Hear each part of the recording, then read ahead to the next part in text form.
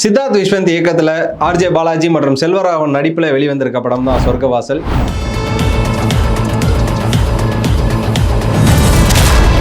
ஒரு பக்கம் லோகேஷ் கனகராஜ், இன்னொரு பக்கம் அனிருத், இவங்க ரெண்டு பேருமே பயங்கரமான ப்ரொமோஷன் பண்ண படம் கூட சொல்லலாம்.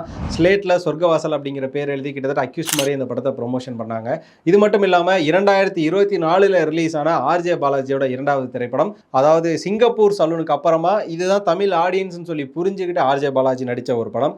இதெல்லாம் தாண்டி ஆர்ஜே பாலாஜி ஆக்ஷன் ஹீரோவாக மாறிய ஒரு படம் சொல்லி பல இடங்களை கிராஸ் பண்ணி வந்த இந்த சொர்க்கவாசல் படம் எப்படி இருக்குது அப்படிங்கிறத அந்த வீடியோவில் பார்க்க போகிறோம். ஜி சினிமா பிரசன்ஸ் இது படம் எப்படி இருக்குது, நான் உங்கள் விஜய் டாமினிக்.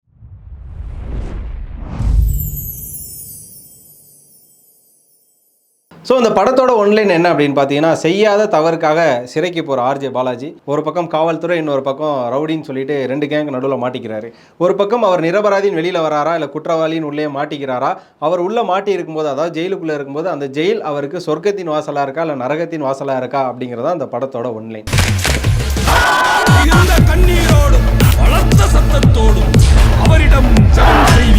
பட் இதில் ஒரு முக்கியமான குறிப்பு என்ன அப்படின்னு பார்த்தீங்கன்னா, அவர் சிறையில் இருக்க அந்த காலகட்டங்களில் நடந்த 1999 சென்னையின் ஜெயில் கலவரம் அப்படிங்கிற ஒரு விஷயம் இருக்குது. அந்த சென்னையின் ஜெயில் கலவரம் வந்து இதில் எந்த இடங்களில் ப்ளே பண்ணியிருக்கு அப்படிங்கிறத ரொம்ப ப்ரீஃபாகவும் எடுத்திருக்காங்க. இதுதான் அந்த படத்தோட ஒன்லைன். ஸோ இந்த படத்தோட கதையை டீட்டெயில்டாக ப்ரீஃபாக ஸ்பாய்லராக பார்க்குறதுக்கு முன்னாடி நான் ரெண்டு கேரக்டரை இங்கே சொல்ல நினைக்கிறேன். அதாவது ஆர்ஜே பாலாஜி அப்படிங்கிற செல்வராகவன்கிறத தாண்டி நிஜ வாழ்க்கையில் இருக்கிற ரெண்டு கேரக்டர் சொல்லணும். ஸோ ஃபர்ஸ்ட் ஒன் யார் அப்படின்னு பார்த்தீங்கன்னா பாக்ஸர் வடிவேலு. பாக்ஸர் வடிவேலு 1990 காலகட்டங்களில் சென்னை கலக்கிட்டு இருந்த one of the rowdy and finest boxer. Sarpatta பரம்பரையை சார்ந்த ஒரு பாக்ஸர். அவர் பார்த்தீங்க அப்படின்னா ஒரு காலகட்டத்தில் பாக்ஸிங் அப்படிங்கிற ஒரு விஷயத்தை கையில் எடுத்துக்கிட்டு நிறைய தவறான விஷயங்களுக்கு போகிறாரு. அதாவது ரவுடிசம், கட்ட பஞ்சாயத்து, அடிதடி அப்படிங்கிற மாதிரியான விஷயத்துங்களுக்கு போகிறாரு. இதெல்லாம் பார்த்தீங்கன்னா தமிழ் சினிமாலேயே 2 படங்கள்லாம் நடிச்சிருக்காரு. ஒரு கட்டத்தில் பார்த்தீங்க அப்படின்னா அவர் வந்து ஒரு இடத்துல சண்டை நடக்குது, அவர் அடித்ததில் சில பேர் இறந்து போகிறாங்க. அதனால் பாக்ஸர் வடிவேலை ஜெயிலில் போட்டுறாங்க. ஸோ பாக்ஸர் வடிவேலு ஜெயிலுக்கு போயிடுறாரு. இன்னொரு பக்கம் பார்த்தீங்கன்னா வெள்ளை ரவி. அவர் கிட்டத்தட்ட பர்மாலேருந்து வந்த அந்த குடும்பத்தை சேர்ந்தவர். ஆளு வெள்ளை வெள்ளைன்னு பயங்கரமாக பார்க்கறதுக்கே ஒரு எப்படி சொல்கிறது, அப்பாஸ் மாதிரி இருக்கிறான், அதுக்கப்புறம் அரவிந்த் சாமி மாதிரி இருக்கான்னு சொல்லுவாங்க. அந்த மாதிரியான ஒரு கேட்டகரியில் இருக்கிற பார்க்க பயங்கர ஹேண்ட்ஸமாக இருக்கக்கூடிய வெள்ளை ரவி. கட்டுமஸ்தான உடல், தலைவனும் பார்த்தீங்கன்னா பயங்கரமான ரவுடிசத்துலேருந்து வர்ற ஒரு ஆள் தான். ஸோ அவருமே பார்த்தீங்க அப்படின்னா வெள்ளை ரவிக்குமே பாக்ஸிங்ன்றது நல்லா வரும். அவரும் ஒரு பக்கம் பாக்ஸிங்லேயே இருக்காரு. அந்த பாக்ஸிங் அவரோட பழக்க வழக்கத்தினால, அவரோட ஃப்ரெண்ட்ஷிப்னால தவறான இடங்களுக்கு போய் அடிதடியில் மாட்டி அவரும் ஒரு கேஸ் வாங்கிட்டு ஜெயிலுக்குள்ளே வராங்க. இது வந்து 90s நடந்த உண்மையான சம்பவம். ஸோ ஒரு இடத்துல பார்த்தீங்கன்னா வடிவேலு அப்படிங்கிற ஒரு ஃபைனஸ்ட் டான், அதாவது வளர்ந்து ஒரு தன்னோட கைகளால் சில கொலைகளை பண்ண டான் இருக்கிற அந்த சிறையில் அப்போது வளர்ந்து வர வெள்ளரவி போகிறாரு. ஸோ அவங்க 2 பேரும் ஒரு ஜெயிலில் இருக்காங்க. அப்போ பார்த்தீங்க அப்படின்னா உள்ள பல விஷயங்கள் நடக்குது. உள்ளே பார்த்தீங்கன்னா போதை மருந்து சப்ளை ஆகுது. உள்ளே பார்த்தீங்கன்னா பல இல்லீகல் மேட்டர்ஸ் எல்லாம் நடக்குது. ஒரு கட்டத்தில் அந்த ஒரு சிறைக்கு வேறு ஒரு மாநிலத்திலேருந்து ஒரு அதிகாரி ஒருத்தர் வராரு. அந்த அதிகாரி என்ன பண்ணுறாரு அப்படின்னா ரொம்ப ஸ்ட்ரிக்டான ஒரு அதிகாரியாக இருக்கார், ஒரு ஸ்ட்ரிக்டான ஜெயிலராக இருக்கார். அவருக்கும் பாக்ஸர் வடிவேலுக்கும் நிறைய இடங்களில் வந்து பகைகள் ஏற்படுது. நிறைய இடத்துல 2 பேரும் முறைச்சிக்கிறாங்க. அப்போ பாக்ஸர் வடிவேலை நம்ம ஏதாவது பண்ணணும் அப்படின்னு சொல்லி நினைக்கிற அந்த காவலாளி என்ன பண்ணுறாரு அப்படின்னா, பாக்ஸர் வடிவேலை வந்து உள்ளே வச்சு அடின்னு அடித்து சித்திரவதை செஞ்சு கொலை செய்யப்பட்டதா சிறையில் இருந்தவங்களாம் ஒரு கதையை சொல்லுவாங்க. பட் அன்றைக்கி நைட்டு பார்த்தீங்கன்னா பாக்ஸர் வடிவேலை வந்து ஒரு விசாரணைக்காக உள்ளே கூட்டு போகிறவங்க திரும்ப வெளியில் வரும்போது பாக்ஸர் வடிவேலுக்கு ரொம்ப வயிற்று வலி, அதனால் ஹாஸ்பிட்டல் கூட்டி போகிறோன்னு சொல்லிட்டு பாக்ஸர் வடிவேலை ஹாஸ்பிட்டல் கூட்டு போகிறாங்க. ஸோ வயிற்று வலியால் போனவர் அதிகப்படியாக பேதியாகி, அதாவது பார்ப்போம் டிசென்ட்ரி போய் இறந்து போயிட்டாருன்றதான் கதை. ஸோ டிசென்ட்ரி போய் இறந்து போயிட்டாருன்னு சொல்லி போலீஸ் தரப்புலேருந்து சொல்லப்பட்ட கதையை இங்கே இருக்கக்கூடிய சிறைவாசிகளான வெள்ளை ரவியும் அதுக்கப்புறமா பார்த்தீங்கன்னா பாக்ஸர் வடிவேலோட ஆட்களும் நம்பலை. ஸோ கூட்டு விசாரணை கூட்டு போயிட்டு பாக்ஸர் வடிவேலை கொண்டுட்டார் அப்படிங்கிறதுக்காகவே வெள்ளை ரவியோட தலைமையில் 1999 ஒரு மிக சிறை கலவரம் ஒன்று நடக்குது. தமிழக அரசியல் வரலாற்றில் இல்லாமல் இந்திய அரசியல் வரலாற்றிலேயே தமிழ்நாடு எல்லாரும் திரும்பி பார்த்த ஒரு நாள் அந்த ஜெயில் கலவரம் 1999. பல்வேறு காவலர்கள் பயங்கரமாக அடிப்படுறாங்க. இது மட்டும் இல்லாமல் நிறைய போலீஸ் வந்து இறந்தும் போகிறாங்க. அதுலேயும் பார்த்தீங்கன்னா ஒருத்தர் அந்த தாடையெல்லாம் உடஞ்சி கீழே எங்கே இருந்த மாதிரியான கதைகள்லாம் இருக்குது. அதே நேரம் கைதிகளும் நிறைய பேர் இறந்து போகிறாங்க. அந்த ஜெயில் கலவரத்தை முன்ன நின்று நடத்தின அந்த கேங்ஸ்டர் யார் அப்படின்னு பார்த்தீங்கன்னா வெள்ளை ரவி. ஸோ பாக்ஸர் வடிவேல் அப்படிங்கிற கேரக்டர் இறந்து போகிறதுனால தான் இந்த வெள்ளை ரவி இப்படி ஒரு ஜெயில் கலவரத்தை நடத்துகிறாரு. இந்த கலவரம் இந்த படத்தோட மெயின் ஸ்டோரியாக இருக்குது.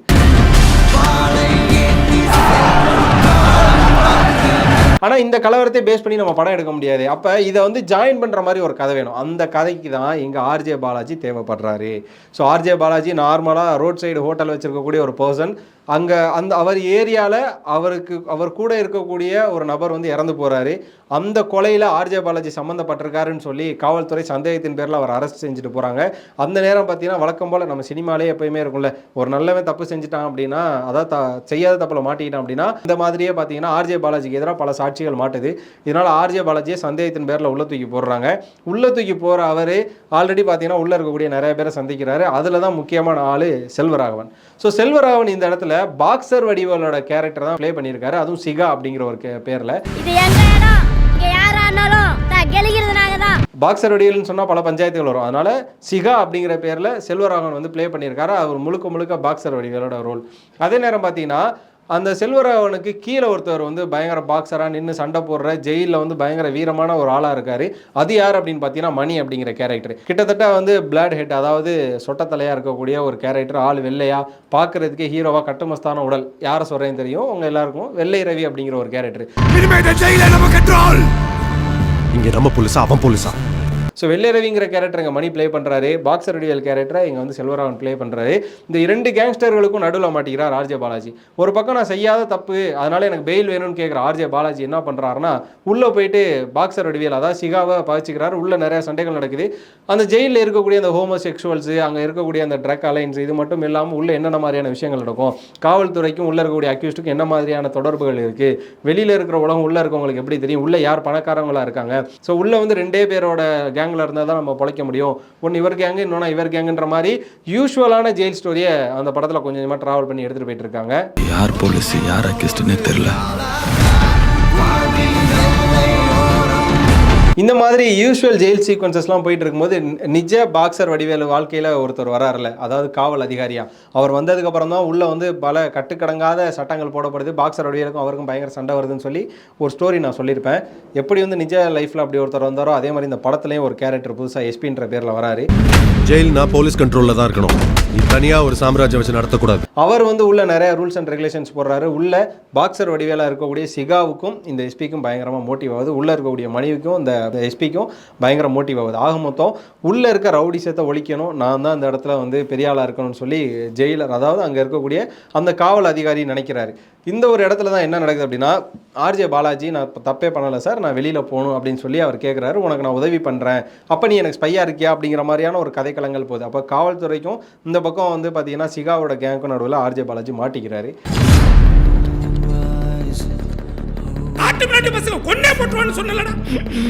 ஒரு கட்டத்தில் பார்த்தீங்கன்னா பாக்ஸர் வடிவேலுக்கு நடந்த மாதிரியான கதைகளில் இங்கே வந்து செல்வராகவன் இறந்தும் போகிறாரு வயிற்று வழியால். அதுக்கப்புறமா அதே மாதிரி சிறை கலவரங்கள் நடக்குது. எந்த இடத்துல ஆர்ஜே பாலாஜி ஸ்பை வேலை பார்த்தது இங்கே மாட்டிக்கு வரா இல்லையா அப்படிங்கிற மாதிரியான பதட்டத்தை நோக்கியும், அதுக்கப்புறமா இது எந்த மாதிரியான முடிவுக்கு வந்ததையும் நோக்கியும் தான் அந்த படம் வந்து முழுவதுமாக நகர்ந்துக்கிட்டு இருக்கு. ஒரு பக்கம் ஆர்ஜே பாலாஜியே இந்த படத்துக்கான இந்த சிறை கலவரம் எப்படி நடந்தது அப்படிங்கிறதுக்கான ஒரு ஸ்டார்டிங் பாயிண்ட்டாக அவங்க யூஸ் பண்ணியிருக்காங்க, ஒரு த்ரெட்டாக யூஸ் பண்ணியிருக்காங்க.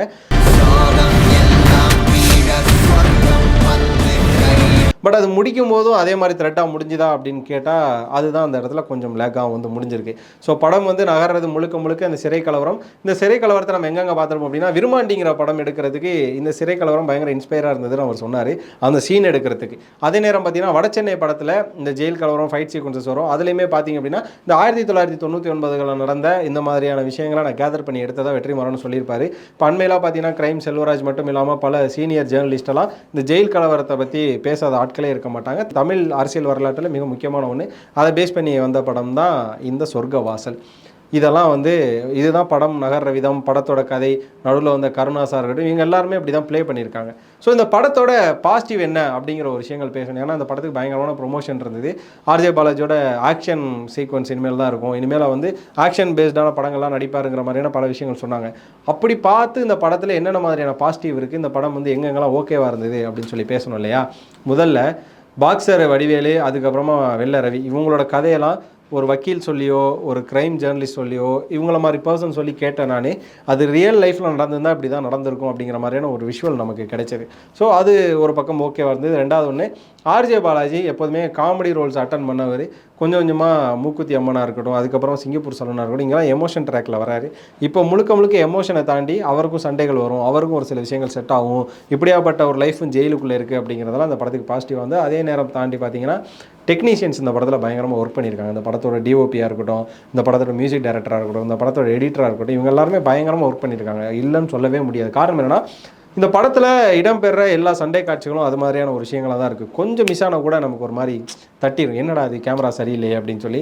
இன்னொரு பக்கம் இந்த படத்துக்கான எடிட் எங்கேயுமே வந்து ஒரு மிஸ்மேட்சிங்கான எடிட்டிங் இருக்காது அப்படிங்கிற ஒரு விஷயம். பத்தாவதுக்கு மியூசிக் மீது ஒரு 50-50 சொல்லலாம். ஒரு டென்ஷனுக்கு ஏற்ற மாதிரி மியூசிக் கொடுத்தாங்க. அதை தாண்டி இந்த படத்தில் பாடல் இருக்கா இல்லையானே தெரில, இருக்கிற பாடல் நமக்கு ஒட்டுமானும் தெரில.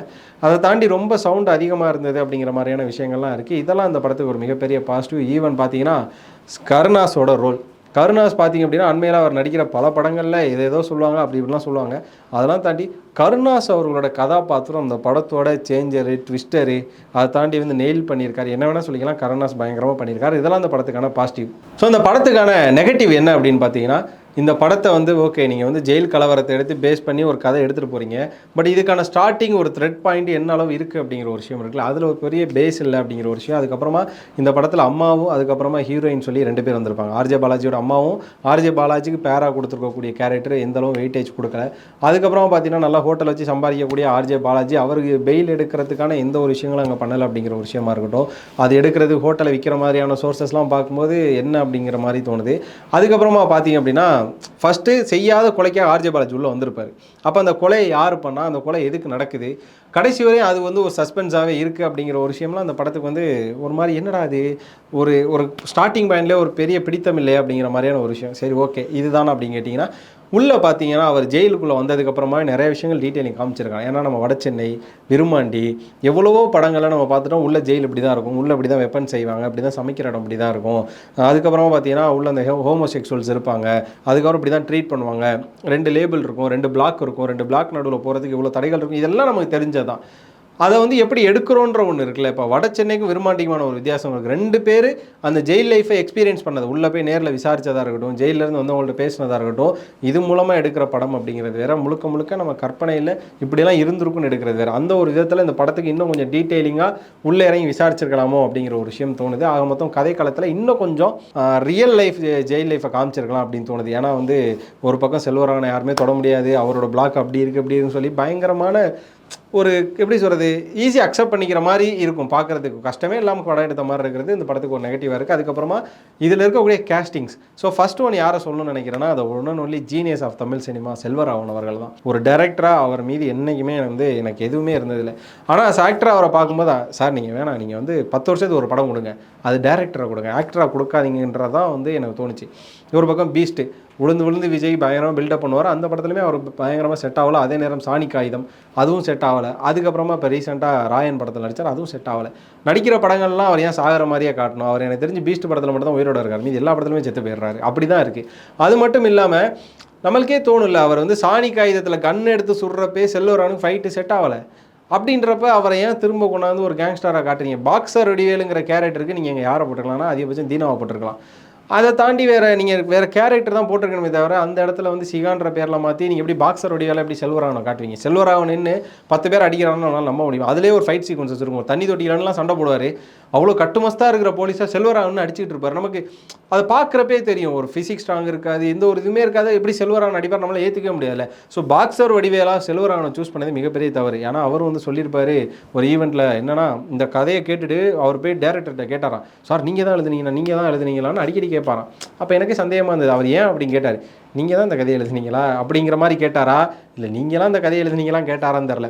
ஆக மொத்தம் செல்வராகவன் இந்த கதையை கேட்டு யோசித்து இதை பண்ணியிருக்கலாம் அப்படிங்கிற மாதிரி இருந்து. ஸோ செல்வராகவன் கேரக்டரு அடாப்டே ஆகலை அப்படிங்கிறது ஒரு மிகப்பெரிய உண்மை. அதுவும் நமக்கு எந்த இம்பாக்ட்டும் கொடுக்கல. அதுக்கப்புறம் பார்த்தீங்கன்னா வெள்ளை ரவி கேரக்டர். ஸோ வெள்ளை ரவி கேரக்டர் எப்படி இருந்தது அப்படிங்கிறது நமக்கு தெரியும். அது கொஞ்சம் பர்ஃபெக்டாக இருந்தது. அது ஒரு பக்கம் விட்டுரும். ஆர்ஜே பாலாஜி அவர் வந்து அவரோட ஜேர்னரை தாண்டி இப்போ வேற ஒரு ஜேர்னரில் நடிக்கிறாரு. இந்த ஒரு கதையில் நடிக்க போகிறாருன்றப்போ இது வந்து ஒரு 4 பேர்ட்ட அவர் கேட்டிருந்தாலே கண்டிப்பாக சொல்லியிருப்பாங்க 99ல் நடந்த ஜெயில் கலவரத்தை பேஸ் பண்ண கதை தாண்டாதுன்னு நிறைய பேர் சொல்லியிருப்பாங்க.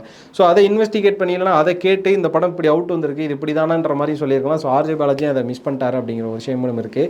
இதை தாண்டி இந்த படத்து மேலே நிறைய அலிகேஷன்ஸ்லாம் வேறு ஒரு சில பேர்லாம் வச்சுட்டு இருக்காங்க நிறைய மீடியாஸில், அதெல்லாம் ஒரு பக்கம் இருந்தாலும் இதில் கொடுக்கப்பட்ட கேரக்டர்ஸ் அவ்வளோ ஆழமாக இல்லை. அந்த எஸ்பி கேரக்டர்னு ஒரு கேரக்டர் இருக்கும், அதுவுமே பார்த்தீங்கன்னா பாக்ஸருடைய ரியல் லைஃப்பில் கொண்ட எஸ்பி கேரக்டருங்கிற மாதிரி இங்கே போர்ட்ரை பண்ணியிருப்பாங்க. அதுக்கப்புறம் அந்த வெப்பன்ஸை ஹேண்டில் பண்ண விதமாக இருக்கட்டும், உள்ள போலீஸ் ஈஸி ஆக்சஸ் பண்ணுறதா இருக்கட்டும், உள்ள இந்த ஹோமோசெக்சுவல்ஸ் ஜெயில்னாலே ஹோமோசெக்சுவல்ஸ் இருப்பாங்கன்னு காட்டணும்ல, அதுக்கு வற்புறுத்தி காட்டின மாதிரியே இருந்தது. அப்போ அப்படி ஒருத்தவங்க இருக்காங்கன்னா அதுக்கான போர்ஷன்ஸ் எப்போவே இருக்கணும். வடச்சென்னை படத்தில் ஒரு சீக்வன்ஸ் இருக்குது, என்ன அப்படின்னா நம்ம சமுத்திரகனியோட தம்பி வந்து செய்யாத கொலைக்கு உள்ளே போயிருப்பார். அப்போ பார்த்தீங்கன்னா ஒன்றுக்கு வருது சார்னு சொல்லிட்டு யூரின் போகிறப்ப அங்கே இருக்க இன்னொருத்தனை கூப்பிட்டு போவார். ஸோ அவரை வந்து பார்த்தீங்கன்னா நம்ம கிஷோர் கொலை பண்ணுறப்ப அங்கே வேற ஒரு விஷயம் தான் நடந்துட்டு இருக்கும். அப்போ தான் அவர் கொலையே பண்ணுவார். அப்போ அது ஒரு பக்கம் நடந்துக்கிட்டே இருக்கும். அது மாதிரியான விஷயத்தை கண்டினியூ காட்டணும்ல. அப்போ அந்த செயின் லிங்க் இல்லை, கண்டினியூ இல்லை, நினைக்கிறதெல்லாம் நடக்கிறது. அதாவது ஒரு பக்கம் போலீஸ் வந்து கோர்ட்டுக்கு ஆர்ஜே பாலாஜி கூட்டி போகிறப்ப ஒரு 5 minutes டைம் இருக்கும், உங்கள் வீட்டில் போய் பேசிட்டு வாண்டுறது. அதுக்கப்புறமா அந்த கோர்ட்டுக்கு போகிறப்ப வேனில் போகிறது, கோர்ட்டு முடிஞ்சதுக்கப்புறம் ஜீப்பில் வர்றது, இதெல்லாம் வந்து எப்படி சொல்கிறதுனே தெரில. ஸோ பாக்ஸருடையில் இப்படிலாம் கொலை பண்ணியிருப்பாங்களா இல்லை இதெல்லாம் நடந்திருக்குமான்ற மாதிரியான ஒரு எக்ஸ்ட்ரா விஷயங்களை அவங்க எடுத்து கொடுக்குறது, பவுடர் ஒழிச்சு வச்சிருக்கான்னு சொல்கிறது, உள்ள பவுடர் ஓட்டுறது, இது மாதிரி ரொம்ப பேசிக்கான விஷயங்களை வச்சே ஒரு படம் எடுத்துட்டாரோ அப்படிங்கிற மாதிரி இருந்தது. கமலோட பார்வையில் விருமாண்டி ஒரு பக்கம் இருக்கும், இன்னொரு பக்கம் பார்த்தீங்க அப்படின்னா வெற்றிமாறனோட பார்வையில் ஜெயில் ஒரு மாதிரி இருக்குன்ற பட்சத்தில் இவரோட பார்வையில் ஜெயில் வேறு மாதிரி காமிச்சிருக்கலாம். ரெண்டும் கலந்த மாதிரியான ஜெயில் காமிச்சது தான் நமக்கு வந்து இன்னும் ஒரு மாதிரி இருந்தது. ஒரு புது அனுபவமோ ஜெயில் புதுசாக எதையும் கற்றுத்தருமோ அப்படிங்கிற மாதிரி எதுவுமே கிடையாது. ஆக மொத்தம் இது இந்த படத்துக்கு மிகப்பெரிய மைனஸாக வந்து இன்னும் கொஞ்சம் ரிசர்ச் வேணும், இன்னும் கொஞ்சம் பேஸாக ஒர்க் பண்ணியிருக்கணும், இன்னும் கொஞ்சம் பார்த்தீங்கன்னா செல்வராகவன் இந்த கேரக்டரை போடாமல் இருந்திருக்கணும், ஆரில் செல்வராகவன் ஒரு கேங்ஸ்டராக காமிச்சிருந்துருக்கணும். பாக்ஸருடையெல்லாம் செல்வராகவன் அடாப்ட் ஆகலை அப்படிங்கிறதான் உண்மை. அதுக்கப்புறம் மியூசிக்கும் அங்கங்கே கொஞ்சம் காதை குத்துற மாதிரி இருந்ததெல்லாம் இந்த படத்துக்கு இன்னும் கொஞ்சம் மைனஸ் அமைஞ்சுது.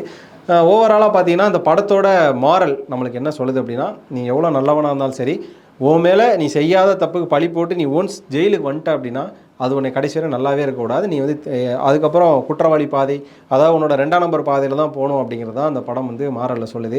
அண்ட் ஃபைனலாக பார்த்தீங்க அப்படின்னா ஆர்ஜே பாலாஜிக்கு இந்த ஜெயில் சொர்க்கமாக மாறினுச்சா நரகமாக மாறினுச்சா அப்படின்னா, அந்த நரகத்தை ஆர்ஜே பாலாஜி அவருக்கான சொர்க்கமாக மாற்றுறது தான் இந்த படத்தோட கிளைமேக்ஸாக காட்டியிருக்காங்க.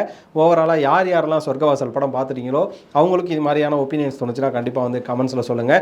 இல்லை நான் சொல்கிறதுக்கு ரொம்ப ஆப்போசிட்டாக கான்ட்ரடிக்டாக இருக்குது அப்படின்னாலும் வந்து கண்டிப்பாக கமெண்ட்ஸில் சொல்லுங்கள். ஸோ சொர்க்கவாசல் படத்துக்கு இவ்வளோ பேர் ப்ரொமோஷன் பண்ணாங்க, அதை பற்றி நீங்கள் என்ன நினைக்கிறீங்க அப்படின்றதையும் கமெண்ட்ஸில் சொல்லுங்கள்.